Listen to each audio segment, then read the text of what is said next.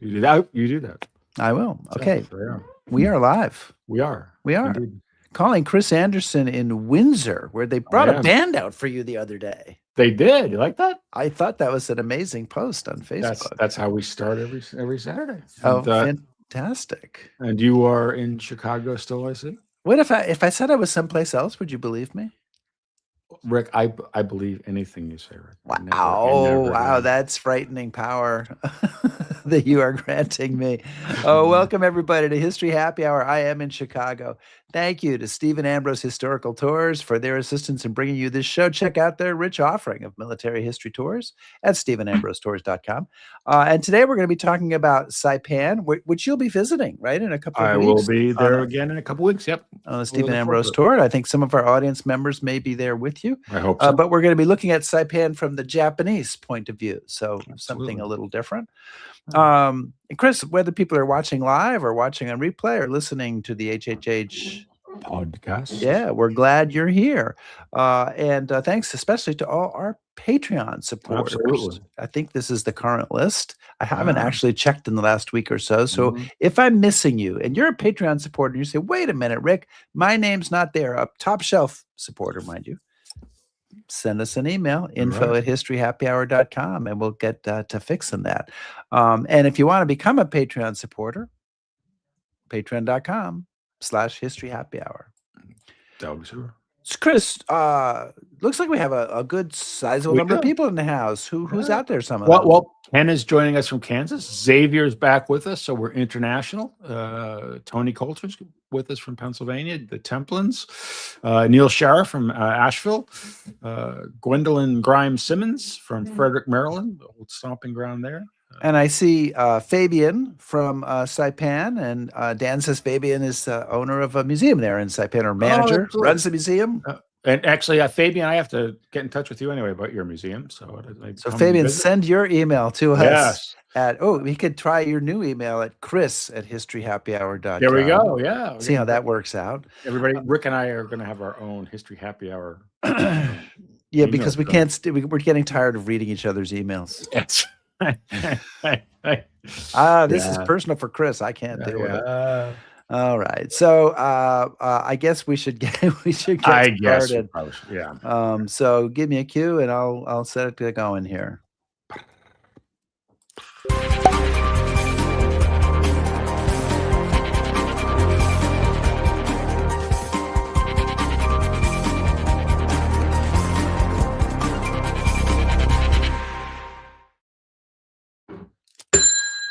The bar is open. It is. What is on tap today? Yeah, well, I'm really excited about today's show. We're going to be joined by Dan King, who's been with us 2 times before. As some of you may remember, Dan is an expert on the Japanese armed forces during the Second World War and has done some really great books looking at different aspects of the war from the Japanese point of view. And tonight's book is The Iron Graves of Saipan. There we go. Which is going to be taking a look at Japanese armored forces, in particular on Saipan during Operation Forager. And I'm really excited about that because that's one of the stories that has just fascinated me when we go to Saipan on tour. So I'm really excited to have Dan join us to talk about the 9th Tank Regiment. So Dan, welcome. Thanks, guys. Welcome, Dan. Did you bring something to sip on during the show? I did. I've got this glass that my daughter gave me for my special Papa Juice. Papa Juice. Today is Black Label, Johnny Walker. Very good. All right. Are you also drinking scotch today, Chris? Falkirk 12. And you, Rick? I have a Daisy Cutter IPA. Yeah. Is that in your PsyOps class? It is in my PsyOps. You hold class. it up? Oh, well, I can't read the paper through that, so that's a little bit better than usual. You can't see my face through it. All right, Chris, get us started. All right. So, Dan, you have a really interesting story in this book that kind of revolves around a man named Shiro Shimoda. So can you tell us that story, how Mr. Shimoda came into your life, and I guess in a way, then the genesis of this book? Mm-hmm. Yeah, I met Mr. Shimoda quite by accident when he reached out to me. I guess I should back up a bit. I was working as a historical consultant for the movie Windtalkers, and we're in Hawaii, and I had given the art department all of the markings for the Japanese tanks. And when I went to go check on them, this is in 2000, the tanks had been painted with kind of generic Japanese flags on the side of the turrets. If you take a look, like right here, there should be unit markings painted on the side, and then an ID name on the side right here, painted in white. Mm-hmm. And what the person had done by accident was, I guess my information got mishandled or got misplaced or something, but the person in charge of painting those just painted Japanese flags on the side. So I talked to the art department lead, Mr. Kevin Ishioka, great guy, and I explained what had happened. He said, "Oh no, we'll get it fixed." Mm-hmm. And so they got it repainted, and it looked great. And I said, the reason why I'm being such, kind of hard-nosed about this is because who knows, maybe a Japanese survivor of Saipan will see the movie Windtalkers, and maybe they'll see the tape go by, and then they'll say, "Hey, that's authentic," and they'll tell other people, and then more Japanese will want to see the film, right? Right. I never would have imagined.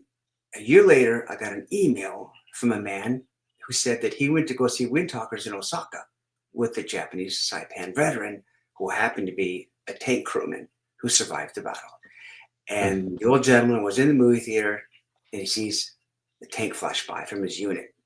And he just shouted, "My tank, my tanks!" So the man who was with saw the credits, wrote my name down, and found me through the internet and told me, "If you ever come to Japan, Mr. Shimoda would love to have dinner with you."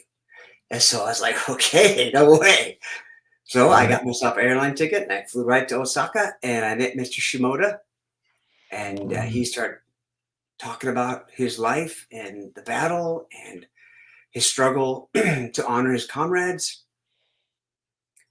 And you could have knocked me over with a feather from when I told them, "Hey, we should make this authentic because a veteran might see it." And then sure enough, a veteran saw it and then contacted me. I got to meet him, interview him. That's how the book started. Well, I just want to add, though, just how remarkable this is. I mean, it would have been a great story just if somebody had seen this, but as we'll get into, Mr. Shimoda's unit suffers 95% casualties, right? Yes. So the odds of him seeing this are yeah, there were only 30 survivors of the tank the 9th Tank Regiment between Guam and Saipan, a total of 30.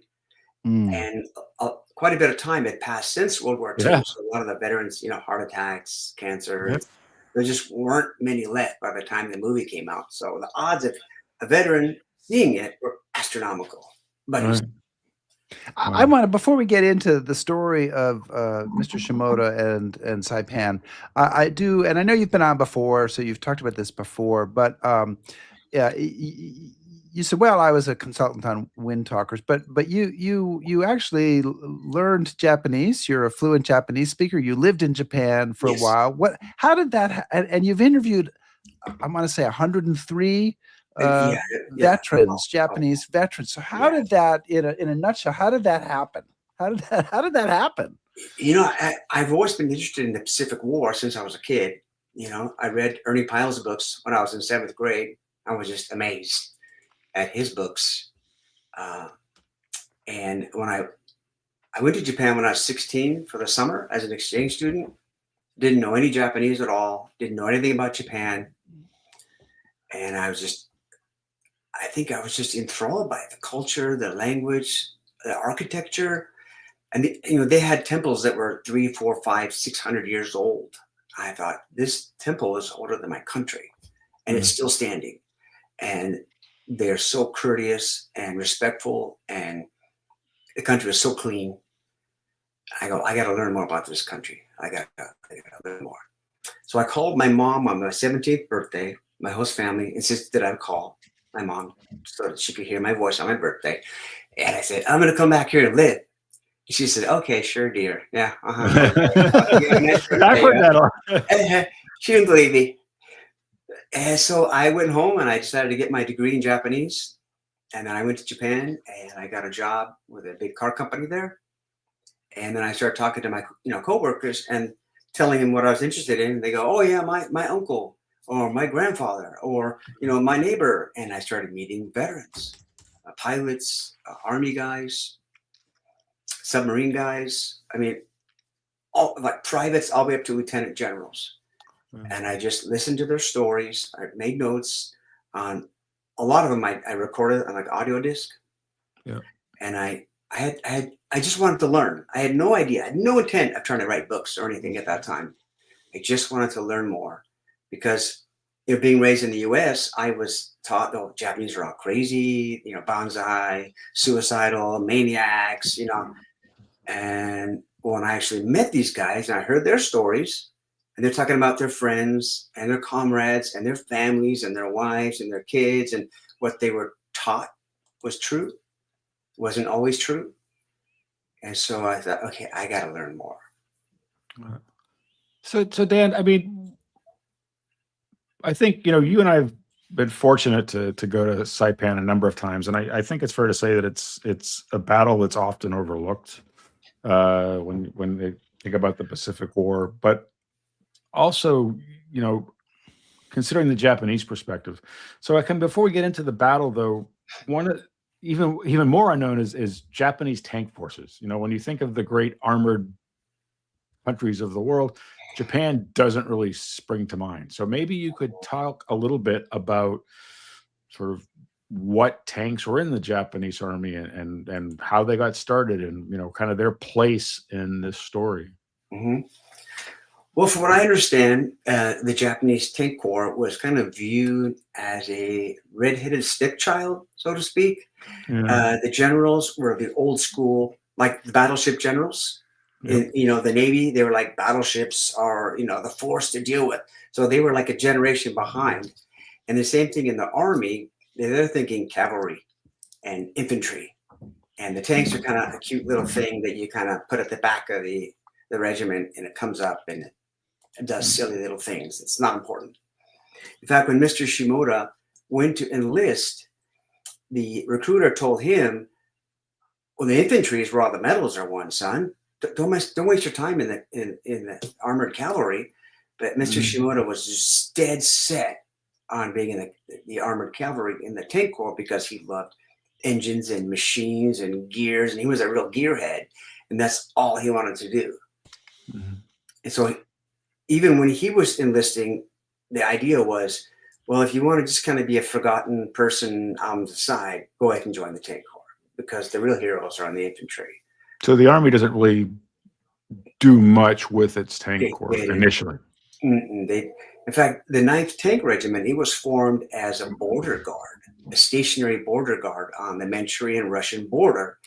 And they took all these tanks and this valuable training, and they just plunked them down right on the border of northern Manchuria, and they just sat there doing nothing for over a year, and just training and training and training for winter warfare, for warfare on the high chaparral, the plains, speed and quick movement and like lightning attacks and attack. And what they were preparing for was not what they were used for. Right. Yeah. Personally, I think that maybe the people at the top were focused on the war with Russia and weren't really thinking about the Pacific War at that time, back in 1937, 38, 39. Yeah. And they were just trying to think how to defend themselves against Russia. Let's put all these tanks on the border, and the tanks will slow them down. Right. So when I read the section about training, I think the thing that really struck me, Dan, is that all armies are more the same than different. And that if you took what you wrote and you put different names in there and different place names, it could be a story of an American tank regiment. I mean, these guys are really going through the exact same kind of experience. Yeah. That's what struck me the most. Whenever I'd interview a Japanese veteran and I hear their stories, hear about their friends, and I think, this sounds like something that any American vet would talk about, what they'd say, letters from home, drinking a little too much, getting in fights, stealing things. And I just thought, I think we Americans, the English-speaking world, would do well to hear more of this and kind of bring us a little closer to understand history a little more. It's like, let's say you find a coin, right, on the beach. And this is one of my little wife's souvenir coins. On the beach, who among us wouldn't pick it up, look at it, and then turn it over and see the other side? You go, okay, well, I see. But like for us in the West, most of history is just this side only. We learned about Wake Island and Bataan and Pearl Harbor. And it's always from the American side. You know, it's like the Americans are the heroes. The Americans are, you know, and then the Japanese are either just shunted, ignored, or treated as villains. I wanted to give a little fairer aspect to kind of show the other side of the coin a little more, so people can get a better understanding of history. Because it's hard to learn Japanese. It's hard to learn to speak Japanese, read Japanese, and write Japanese. Those are hard. It takes a long time. And so I've done all the hard work. I've learned all that. I've interviewed the vets, so I'm going to write all that up and then present it. And then you can just read the book and learn what it took me, you know, a decade to learn, well, all the writing and the practicing and all that. Migraines and headaches. So kind of speaking about that, Dan, and we had a question from Xavier, sort of along those lines, and he wants to know, it must have been very difficult to interview the Japanese veterans. So maybe, you know, you can kind of share a little bit about that process and to how you got them to trust you. Right. You know, it was kind of like a person-to-person introduction. Like I would interview one veteran, and then he would, you know, we would talk, and then he would say, you know what, I know a guy you'd like to talk to, and I'll give you his number. And then that would call ahead or send a letter, and then introduce, hey, you can talk to this guy. Because I came across, I told them, I'm not a journalist, I'm not an author, I just want to learn. And that was my intention, just to learn. And just whatever you tell me, I never judge them. I was really careful not to, you know, if someone tells you something you don't like hearing, you tend to go, give them one of these faces. And I knew that if a vet told me something that I didn't want to hear and I gave that face, he would stop. He would shut down. And so I tried to be totally neutral. One vet was talking about the Battle of Nanking, and I'm like, okay, control yourself, Dan. Do not make a face. Just listen. Right. Don't judge. You weren't there. You don't know what happened. Bataan, you weren't there. Just listen. And so I wanted to get their stories I didn't want them to filter anything. I wanted to hear the stories. And so there were some veterans where they were kind of like helping us close to the vest. But then when I would say, oh, I know that. I've been there. Oh, I've been to Rabaul. I've been to Truck Lagoon. I've been to Wake Island. I've been to Iwo Jima. And they go, you have? And then it kind of changes things. Or they'll talk about a rifle. I go, oh, I fired that rifle. Yeah, I fired that machine gun. Oh, I have one of those bayonets. And they go, you have a bayonet? Oh, yeah. So then it kind of like if you're talking to someone who knows nothing about baseball, it's hard to talk about baseball. Like me, I know nothing about baseball. Right. But if you talked about someone who also loves baseball, it's easier to get into a conversation with them. Mm-hmm. Well, and we do want to get to the story that you're telling, but I'm going to add one follow-up audience question to Chris's question. And Frank wants to know, was there ever any animosity expressed toward you by the Japanese veterans? Yes, there was. Yes, there was. It was about, I think, 1990, and I went to go to the Yasukuni Shrine to go check it out. It was August. It was August 15th, and there was a lot of veterans in uniforms walking around back then.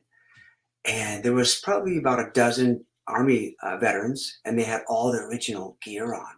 It was all mismatched, miscolored, you know, worn, patched, and they had canteens and stuff on. And they were in a little group, that little cafe right outside the front Torii gate. Yeah. And I walked up to them, and I was like, oh my gosh, hey, hi, can I talk to you? And these guys looked at me, and they turned their backs. And I was like, I walked around the front of the group, and I said, hi, my name's Dan. I live in Nagoya. And they're like, turned their backs to me again. And I was like, rude, you know. And then over on the side, there was a bigger group of Japanese Navy vets, and they held their blue uniforms on with the little Joan barrows in the back and the tunnel ducks and everything. And I look at them, and one of them waves me over. He goes, come here, come here. Oh, come here, come here, come here, come here. I go over there and I said, hi. He goes, don't mind them. Army guys are jerks. And they gathered around me. They're like, I'm sorry about that. And they're like, here, you want some of this tea? And I'm like, sure, sure. And so that's the first time I noticed there was animosity between the Army and Navy. And the Navy guys that I met from there on out always came across as pro-Western, pro-American, genteel, polite, courteous, educated. Most of them college graduates, and many had been to the West, England, US, Australia, and they liked Americans and Brits and Canadians and Australians. And on the Army side, it was almost always the opposite. They was really to view Army guys. And another reason why I think that is the Navy, they were on ships, they had good food, clean sheets, they were on, metal boats. The enemy would be like miles away, and the aircraft might sink that ship, or a torpedo might hit that ship. Whereas the Army guys, they're in the foxholes, they're in the mud, and they got the fleas on them, and they're, you get shot in Manchuria or in the Pacific, you bleed out, you die. And there's no clean beds, there's no clean water, disease. And so I think the Navy guys' general experience was cleaner, more sterile. So they didn't develop that hatred for Westerners that a lot of the Army guys kind of did. That's just my opinion, my theory. Yeah. So Dan, maybe just really briefly, talk a little bit about what Shimoda had to do to become part of the tanker and what was his training like. And then maybe, highlight, tell us a little bit more about some of their actual vehicles. I mean, were they good? Were they bad? Capabilities, just so people kind of know what we're talking about. Well, Mr. Shimoda, he went to a special boot camp just for tankers. And he was very excited because the boot camp that he went to was the home base of the 6th Tank Regiment. Saw a lot of action in Malaysia at the opening stages of the war with Major Shimada, Major Toyosaku Shimada. Very famous in Japan, especially in 1941 for his victories against the British. And Mr. Shimoda, right, the man who's in the book, he went through the tanker boot camp, which is very similar to regular boot camp, but they spent more time on disassembling engines, working on gears, less time firing rifles and pistols, very little time doing that because their weapon was the tank. So they learned how to take apart and lubricate and clean and fix and repair. That's basic knowledge about tanks. And then he was sent to Manchuria after that. And he was very discouraged, disappointed when he was assigned not to the 6th Tank Regiment, where he had been training, but to the 9th Tank Regiment up in Manchuria, where nothing was happening. It was just a dead zone up there. No combat, no nothing. And he kind of learned the ropes from the older guys who he said treated him like a kid brother because he was quite young. And he had like a camaraderie with the tankers. And if you read the book, you see there's a lot of kind of fun stories. Yeah. Smoking and eating and drinking and swiping things. And it's just like what it was for them. Yeah. Yeah, and so just to emphasize the second half of Chris's question, and we have a photo of one of the tanks. But what are these tanks? What are they like? How many men in them? And can we compare them before we get into the combat, say, to a Sherman tank? Are they bigger, smaller, whatever? Well, the tank we're looking at right now is a Type 97 Chi-Ha tank and has a 57 millimeter gun on the front. And it has two 7.7 millimeter machine guns. The machine guns can be removed from the inside, and you can take one of them and mount it on the top of the tank. There's like a little pod that can pull up out of the turret and use it as an anti-aircraft gun. And it can also be taken out of the tank and carried and used as an infantry weapon. Now these tanks, the other tank, I'm not sure if I sent you a picture, but it's smaller. It's the one I have on my shirt. It's the Type 95. Right. It's a 3-man tank. And I've actually got to see a restored one in Japan. Mr. Masahiko Kobayashi bought it, restored one from Poland, and he let me check it out. They were driving in it and examine everything, push the buttons, pull the levers, do everything. It's very small, not very comfortable. No seat for the machine gunner. He just sits on his knees on the metal floor. It was not designed for tank-on-tank warfare per se. They were thinking, infantry, Chinese bandits, they call them, and not mounted troops, not like cavalry and infantry. And they weren't thinking of fighting against the Russian tanks or the American tanks. So very underpowered, undergunned, if you try to compare them. Don't even try to compare them to German tanks. Can't even go there. But they were lightweight. They could go through wetlands and swampy areas. They could travel over wooden bridges. The Japanese infantry combat engineers would put together bridges over rivers. They could go over rivers. They're quite fast. They wouldn't throw tracks very easily. They could go through wooded areas because they were narrow and small.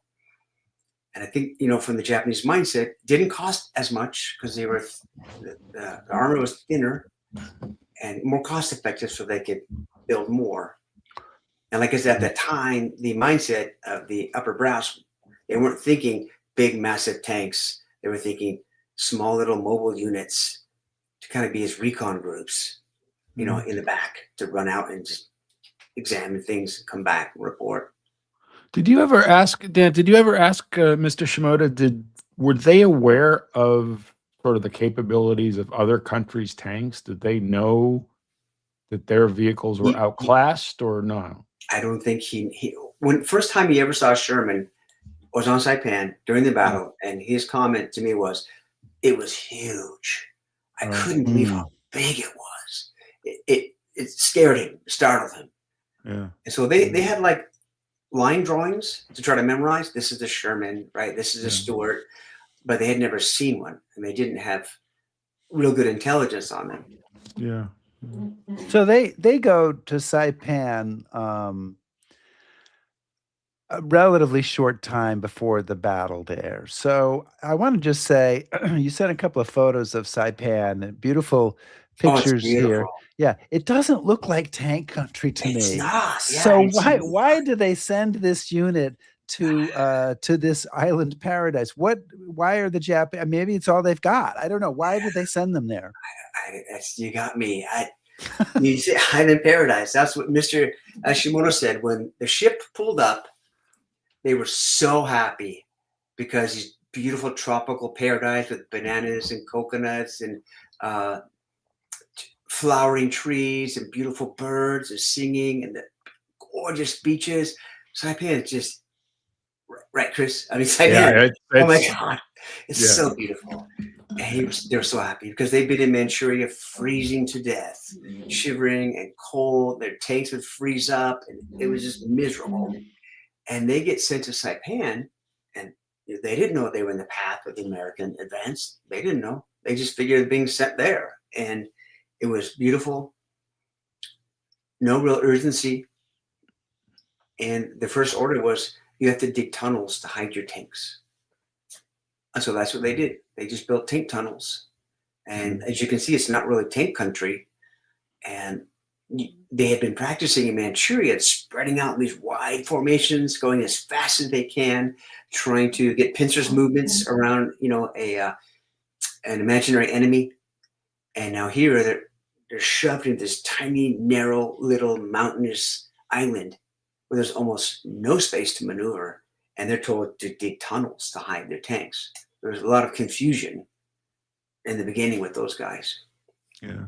So Dan, why don't you tell our viewers a little bit about sort of where Saipan sits in the whole kind of Japanese defensive plan. And also, and you highlight this in the book, there were an awful lot of Japanese civilians on Saipan. Yeah. This is not simply, you know, an island in the middle of nowhere. And so I tell know. us a little bit about this island Right. before Forager.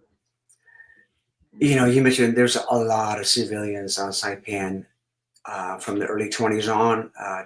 They had set up sugar plantations, very prosperous. The Japanese made a great living off that, selling sugar, and they made a kind of a whiskey. It's in the book. They had a special name for it called Kill Everyone. It kind of, if you read the book, you'll see that the whiskey was called Kill Everyone. And so they had Boy Scouts, they had elementary schools, they had ladies associations, they had tennis clubs, they had a baseball team that would travel back to Japan to participate in tournaments. It was like you take a Japanese town and pulled it up and plunked it right on Saipan. And the people who live on Saipan, the Chamorros, you know, they had their own culture. Catholics, very religious, very family oriented. And the Japanese and Chamorros blended quite well. It's before the war in the 20s and 30s. The Japanese brought railroads and roads and hospitals, and they taught Japanese to all the locals. And there wasn't, unlike the Philippines, where there's a lot of friction. Yeah. So the Japanese had come to Saipan long before the war, and it was very cordial, very mutual friendship, I have to say. So if you meet older people on Saipan, they have good memories about the Japanese occupation, and a lot of them speak Japanese still, and many have Japanese middle names or Japanese names. Mm. So the people living on Saipan, the civilians, they just figure, well, we're colonizers, or we're pioneers sent out to Saipan, Tinian, to work farms and work sugarcane fields from Okinawa, Korea, all over Japan. And it was beautiful. It was a tropical paradise. And there was one family called the Miura family. They're in the book. And they immigrated to Tinian. And Mr. Miura brought his wife and his kids. And they were farming in Tinian. And the kids went to school there. And his oldest son, he joined the army and was assigned to a tank unit, the 9th Tank Unit, 3rd Tank Company, where he met Mr. Shimoda. And so Mr. Shimoda and Ichimura knew each other in Manchuria, and they wind up going to Saipan together. And they meet his sister, Shizuko. And you'll read about her in the book as well. And she survived the battle amazingly. Her story is incredible by itself. Yeah, I mean, absolutely. she deserves a book by herself. Amazing person. The fighting in Saipan in July 1944, both you guys know a lot more about this than I do, because you've both been there, and you'll both be there again in a few weeks. But it features what has been called the largest tank battle of the Pacific. I think somebody called it the greatest tank battle of the Pacific, although it's a pretty one-sided battle. Mr. Shimoda, Sergeant Shimoda, was part of that. And we don't want to give everything away, but can you give us a sense of what his experience is like? He has trained for 2 or 3 years. He has been in Manchuria. He has come. Now comes the moment where there's action with the enemy. Mm-hmm. What is his experience like? What struck you about it? Mm-hmm. Well, one of the things that he mentioned was what they had trained for, and the battle they were given were so different. And they were expecting to be able to outflank the enemy, but the island is so narrow, and the place they were sent was a valley. I think what he was also surprised about. I'm throwing a map up here. Okay. Can you give us a sense of where the Nango Shrine area, right in the middle there. The Nango Shrine. See what says radio towers? Yep. And to the right, the Nango Shrine. It's in a little valley. And what happened was when the Americans landed on June 15th, the Japanese did not send everything forward, the tanks. They only sent one of the 3 tank companies forward to meet the Americans, and the other 2 were held in reserve. Now, Commander Goshima wanted to send everybody right off the bat in a massive banzai charge, just like to throw the Americans back into the water, which was called the Defend the Water Line defense, called Mizugawa Saksen. which was the traditional method of defending an island. And that's Colonel Goshima right there. Oh, and I should point out that all the textbooks, all the books about Saipan, even the U.S. official government manuals and books have his name wrong. His name is not Goto. If you look on Wikipedia, just about any website, he's listed as Colonel Tadashi Goto. And how could that be? How could everybody have it wrong? But I have it right. Well, if you look at his photograph, right beneath his sword hilt there, you see two kanjis, and that's his name, Goshima. And the characters stand for 5 islands. Now, the Japanese, they adopted the Chinese writing style, and they kind of made it their own. So for every kanji character, it can be pronounced 2 different ways. One is the on yomi, which is the Chinese pronunciation, and one is the kun yomi, which is the Japanese pronunciation. So any kanji can be read at a minimum of 2 ways, sometimes up to 9 or 10 different ways. So Mr. Goto's name, when the Nisei translators first found the documents that listed Colonel Goshima, they read 5 islands in the most common way, which was Goto. Now, there's a place in Japan called the Goto Reto, the Goto Islands. They're very famous. So it's understandable that the Nisei translators saw the name 5 islands and just assumed, oh, it's Goto, because it's the most common pronunciation.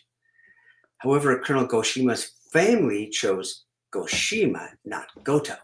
And that goes back generations and generations.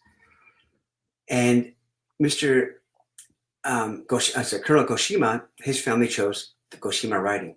Now, to avoid misunderstandings, the 9th Tank Regiment, the survivors, when they put together the unit history, when they listed Goshima's name, they put Yomigana next to it, where you can actually read Goshima.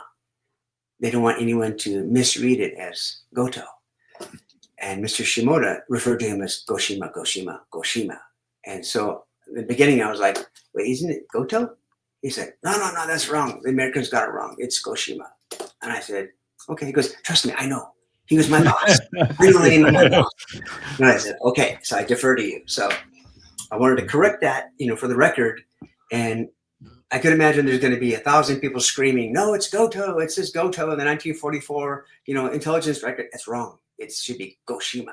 And this comes from the men who served under him and the men who survived the battle and the men who they got all their letters, postcards, their ID booklets, photographs, and they made this big, thick unit history, and they published it for their own association.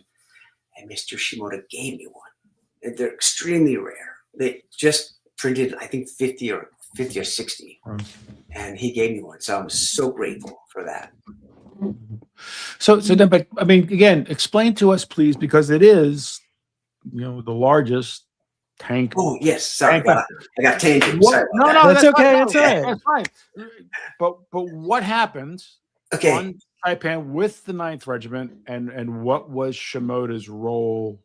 In that attack. Okay, so he was in the 3rd Tank Company, and there were 3 tank companies on Saipan from the 9th Tank Regiment, and 2 were sent to Guam. So instead of being able to concentrate all 5 companies on Saipan, Colonel Goshima was told you have to split it. So they sent half the maintenance and the 2 units, the 1st and 2nd companies, to Guam, and he kept half the maintenance and 3 companies on Saipan, and he split them up. So there's the 3rd, 4th, and the 5th tank companies.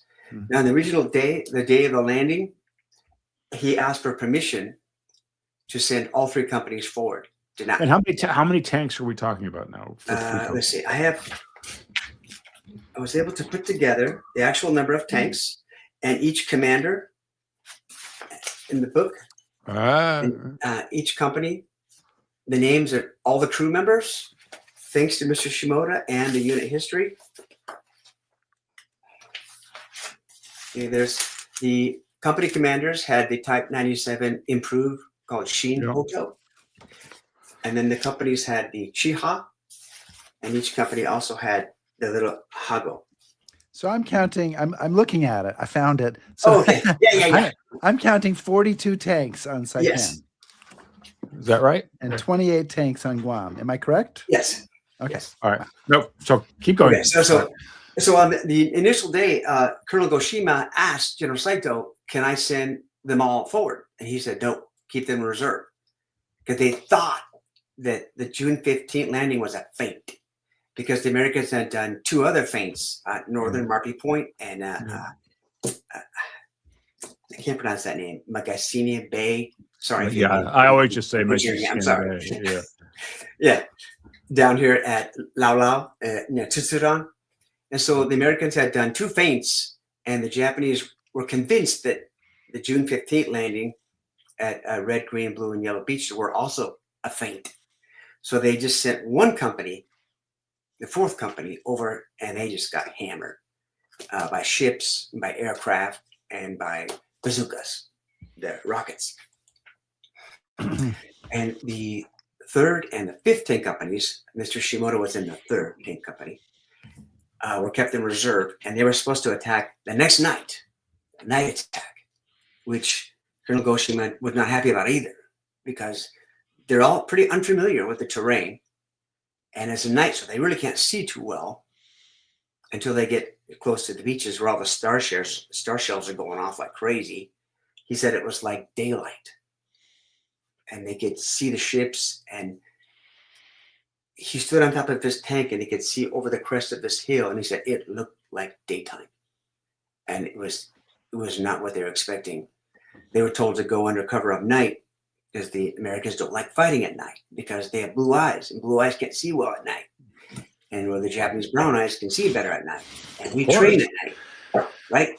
So a lot of misunderstandings everywhere. So they're supposed to send both units the very next night, both companies, 3rd and 5th, and they were going to be joined by a mass, about 500 infantry troops who were going to go forward and protect the tanks. And the tanks gathered at the Nango Shrine. They had their engines running. They're waiting. No infantry. 10 o'clock, supposed to step off at 10, no infantry. And they're waiting and waiting, and the engines are grumbling and growling. And Shimoda said, "Oh, they know we're coming. They can hear us for miles. Oh, no." And they were all just heartbroken, thinking it was supposed to be a sneak attack at night. They sneak in there and boom, attack them. And infantry never showed up. Never. And Colonel Goshima was begging, "Turn us loose. Let us go." Nope. So as dawn was approaching, they knew if they were caught out in the open in this valley, they're going to be destroyed by aircraft. So he said, "Okay, go back to your tunnels." So the 3rd and 5th both separated and went back to their separate tunnels and waited. And they were so angry, so frustrated, because they waited for the infantry that never showed, and the infantry got lost, is what eventually happened. There's pronunciations for different areas on the island. I won't go into it, but there was a misunderstanding, and the infantry went to the wrong meeting place. So then the next night, the 17th, do it again. So they all reassemble at the same spot, had the engines going once again, a lot of noise, warning the Americans for hours and hours they're coming. And what was heartbreaking for the Japanese who survived later found out that if they would have all attacked that very first day on June 15th, they might have done something, because the Americans had not gotten all their armor ashore, and they were pretty light on armor vehicles. But he gave them 2 more days. They had a lot of heavy weapons ashore. And so the Japanese tanks ran into bazooka rounds, the little rockets, and ran into the tanks. And it was very one-sided, like you said. And there's one point where the Marines in their fighting holes, or the foxholes, with the bazookas, they were just tearing apart the tanks. The bazookas could go right through that armor, and they were just blasting them.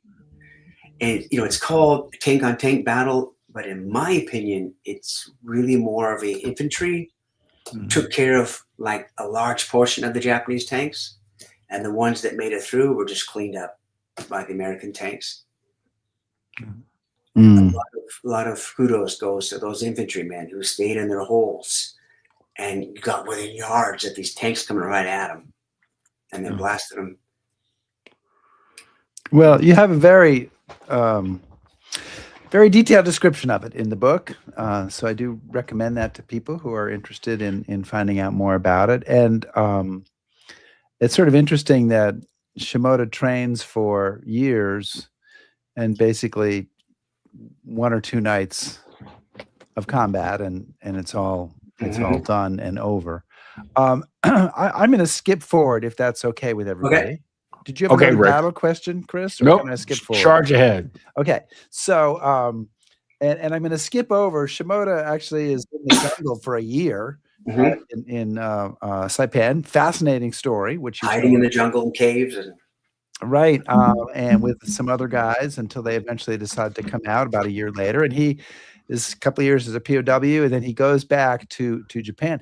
But there's a second part of the story which is really interesting, which is when he comes back to Saipan. So tell us a little bit about what happens when he comes back to Saipan.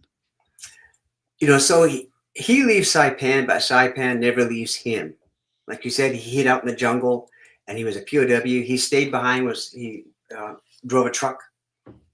I was paid to drive a truck as a POW. So he goes back to Japan. He starts a family, and he starts a small business, and it's doing well. But he can never forget about Saipan. So he asked his wife, "Hey, can we go somewhere special for our anniversary?" She's thinking tropical paradise. She's thinking Hawaii. And so he goes, "No, we're going to go somewhere really special. We're going to Saipan." And she's like, "Wait, who? What?" And so there was no direct flights to Saipan, so they had to go to Guam, spend the night, and catch a flight to Saipan the next day.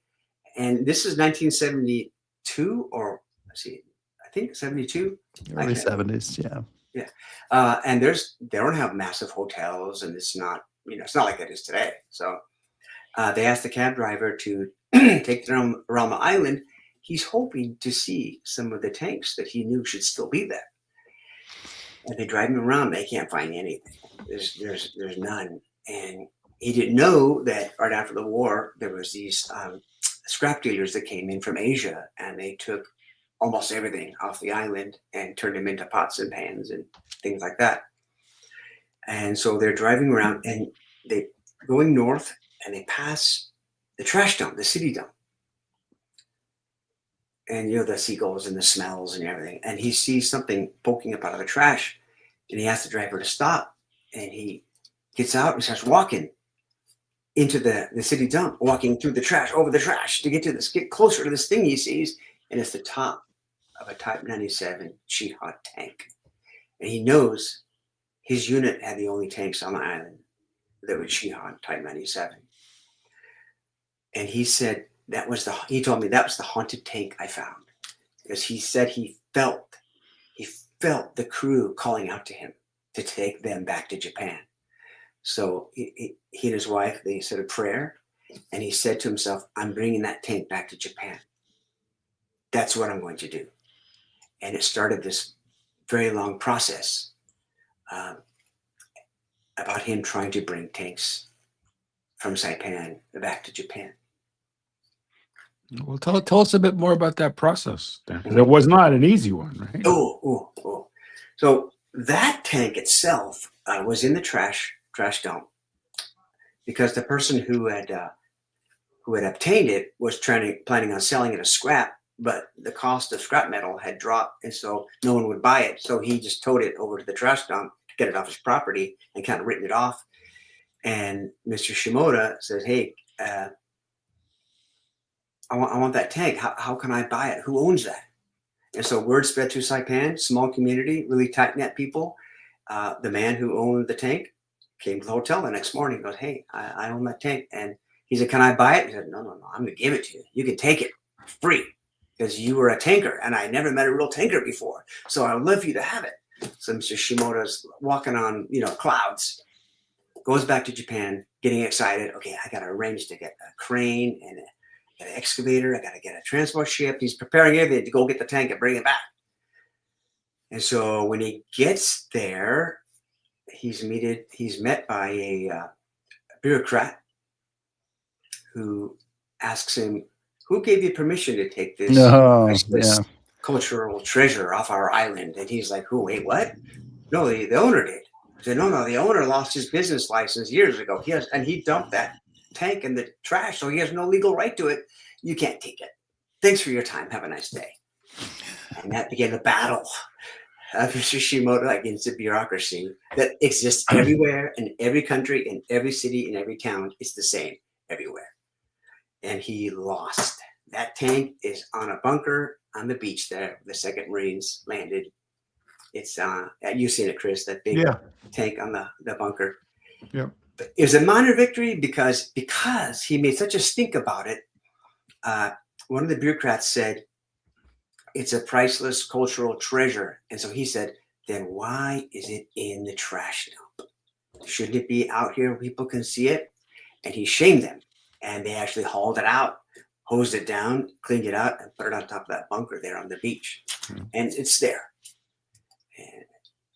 And everyone sees it. But then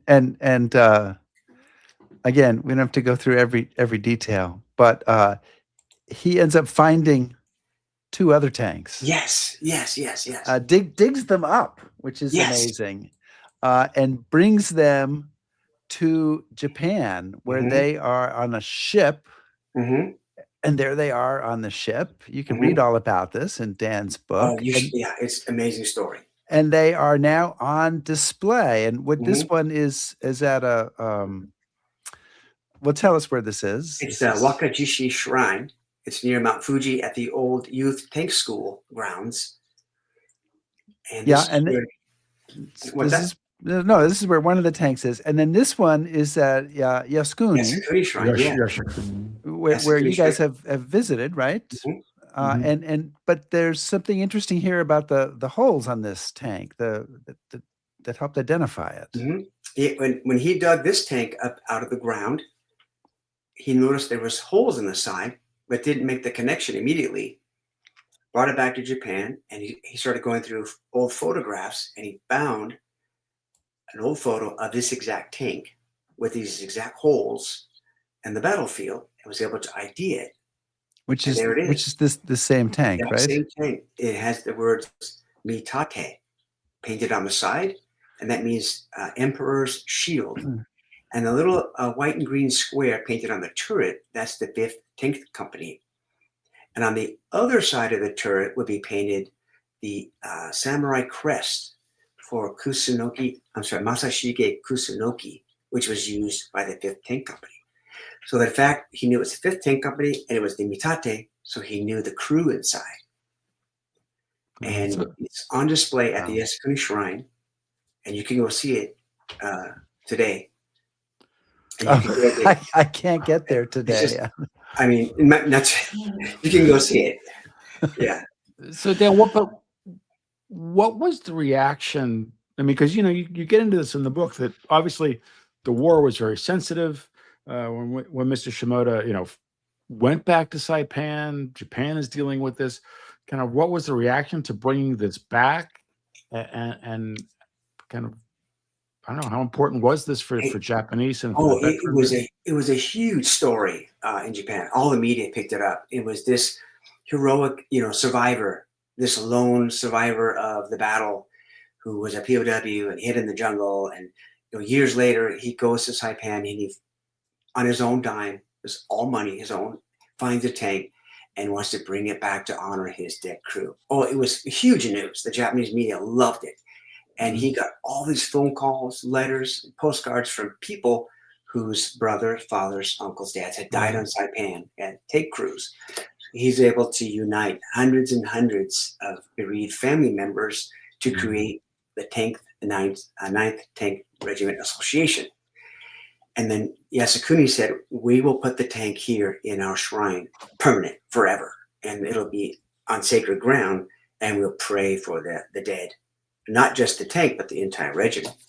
And the same with the Wakajishi shrine. It's in a temple, so it's prayed over. It's on consecrated holy ground for these guys. And those are offerings of water and flowers, and sometimes there's a coffee on the bottom, sake, that family members, that descendants will come give to the spirits. Now, in this tank, they actually found some bones and a sword. This one? Yeah, that one. They found some bones that they did DNA on later, and they found the family, and they returned the bones and the sword to that family. Wow. And this thing's just shot up. You can't see it, but on the side, there's like a dozen more big, giant holes. And this thing was, the tank turret was aiming towards the enemy, and it just got blasted. And that's where it stayed until it was buried near Tanapag. Well, it's a terrific story, and highly recommend it to everybody to check out Dan's book, which is called The Iron Graves of Saipan. And Dan, I will just say here that I'm going to post a link. We haven't done this before, but we're experimenting with new things. Who knows how long they'll last. I'll post a link in the comments. This is the Amazon link to the book, and we are now Amazon associates. So History Happy Hour makes a huge amount of many cents. I could be 25 or 50 cents or percentage of a cent if you use that link to buy the book. So and we do recommend buying it. It's not a long book, and I might add, I mean, I don't want to become a total fanboy, but I might add, I haven't even had a chance to go through all of these yet. In the middle of this book, which is about 200 pages long, in addition to those 200 pages, there are 70 pages of photos and illustrations. Yeah. So if you're a visual person, man, you can dive into that here. Most have never been published before. No. I almost forgot to tell you. I wanted to show you. Where'd it go? There's something I was supposed to show you. Okay, show us something. Oh, there it is. There it is. Mr. Shimoda gave me this when I met him. And what is it? There's a photo. It's a sake cup from the Yasukuni Shrine. And he gave this to me. It's in another box, a nesting box. And it's tied, string. And it's in a paulownia wooden box. And inside is this sake cup from the shrine that he got. And he in turn gave it to me. And he inscribed the inside of the lid, commemorating our meeting. Oh, it's backwards, I guess. You can see it in the book. I think it's forwards for us. Forward? Okay. Yeah. It commemorates our meeting. I was very honored to receive this because it's an official Yasukuni, a sacred cup. And I told him at that second meeting, I said, I will love to turn your story into a book somehow, someday. I had a hard time because I got turned down by 32 different publishers. That's crazy. Who said, no one wants to read Japanese stories. One said, you can send us photos. We might do a coffee table book. The others just said, there's no interest. No one wants to read Japanese stories. So luckily Amazon came along and they offered people like me, independent writers, to publish our stories and put them out there for the people to read. And thankfully, I'm happy to say there's a lot of people who want to read the stories from our former enemy, who are now one of our closest, best, most loyal allies. Absolutely. Yeah. Well, Dan King, thank you again for joining us much. today at History Happy Hour. We so appreciate it. I know you're working on, you have a slew more books that you're working on. When you get up to 5, and we get you back on the 5th time, we'll give you a hat. And that is like a 1995 value. So, you've really got some incentive to look forward to there. Thanks. We won't be inscribing it, but it'll be a memory of us. So thank you so much for joining us. Dan, I'll see you soon on Saipan. Right. Yes, sir. All right, Excellent. cheers. Looking forward to it. And hang on. We're taking you off the show, but hang on so we can say goodbye to you off the air. Hang on. So that was Dan King. That was awesome, right? Yeah. That was a terrific. We could have gone on a second hour on that. Read the book. It's got some amazing. And we even have comments in Japanese on our coming up on our website. Yeah. Somebody asked if he'd published any of his books in Japanese, but I don't believe he has. I think they're published in English, but we'll confirm that. And if I'm wrong, we'll have an apology on next week's show. So, and speaking of next week's show, we are going to talk to Kevin Passmore about his new book about the Maginot Line. Yeah, I like this show and next week's show is something I'm really looking forward to because they're topics I'm really interested in. This book came out not too long ago. It got a lot of play here in England, and it was on BBC History's podcast, and it's gotten the rounds. And I'm excited to have him on the show to talk about this. And doesn't the Band of Brothers tour stop at a Maginot Line? We always stop at the Simserhof. Yes, right. Because I think it's some interesting. I don't know. It's just an interesting thing to see, and this book really kind of expands on the story quite a bit. So so check that out, and we'll be here next week to talk to Kevin Passmore. And meantime, please go ahead and subscribe to us on YouTube, follow us on Facebook, shout at us on Blue Sky, listen to our podcast. I think we're on Instagram now too. Cheryl's handling that, so I don't even know what to say about it. We could say go to Amazon now. Go to Amazon. We'll make sure that the link on we're just starting this, so we'll make sure that the links on all of our links that we show, if you buy the book through us, we do. I mean, it's shameless. It's shameless, but we do make a little money. Listen to our podcast, back us on Patreon, or not. It's all the same. It's here for you either way. And I was going to say, we're going to test out our new email soon, and then maybe we'll post those so people can email us. And email us directly. You can email me some catty comments about Chris, and you can email Chris some bow tie criticism. Say Rick really has to up his sartorial game. I thought I was doing pretty good today. You were. No, you were. Yeah. All right. You're not saying it. You're just saying somebody else might say somebody else. Okay. We've gone on 2 minutes too long, and I think the audience is rapidly diminishing. So, Chris, thanks, everybody. Stay safe. Let's go. Yeah. Hit the control, Rick.